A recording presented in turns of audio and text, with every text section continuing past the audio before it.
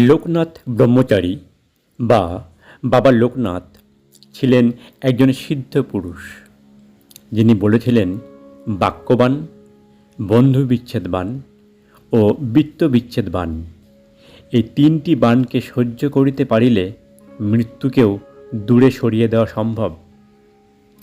তার অলৌকিক জীবন কাহিনী আমরা অন্য ভিডিওতে আলোচনা করেছি। আজ আমরা শুনব তার বলা 10টি অমূল্য বাণী, যা আমাদের জীবনকে সমস্যামুক্ত করতে সাহায্য করবে। চলুন বন্ধুরা, জেনে নেওয়া যাক সেই বাণী। 1. তিনি বলেছেন, জন্ম কখনোই শ্রেষ্ঠত্ব দেয় না, কর্মই মূল্য নির্ধারণ করে। দুধ, ঘি, দই, মাখন সব এক জায়গা থেকে সৃষ্ট হলেও সবার মূল্য আলাদা। 2.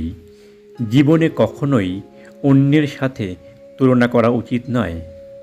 যার যখন সময় আসবে সে তখনই জ্বলে উঠবে, ঠিক যেমন চাঁদ ও সূর্যের মধ্যে কোনো তুলনা হয় না। 3. সমস্যার সাগরে ডুবে থাকলে জীবনে আতঙ্কিত হওয়ার কোনো কারণ নেই। সৃষ্টিকর্তা হয় টেনে তুলবেন অথবা সাঁতার শেখাবেন। 4.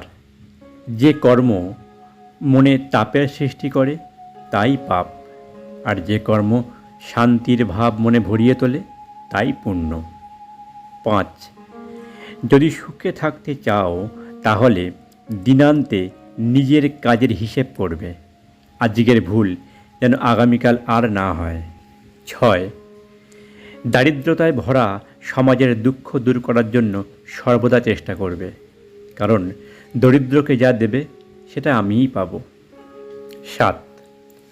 গর্জন করবে কিন্তু আহাম্মক হবে না, এবং ক্রোধ করবে কিন্তু ক্রোধান্ধ হবে না।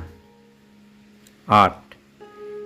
যে ব্যক্তি সকলের সুহৃদ আর যিনি কায় মনোবাক্যে সকলের কল্যাণ সাধন করেন তিনি যথার্থ জ্ঞানী। 9. যে সন্তান মায়ের আদেশ পালন করে ভগবান তার মঙ্গল করেন।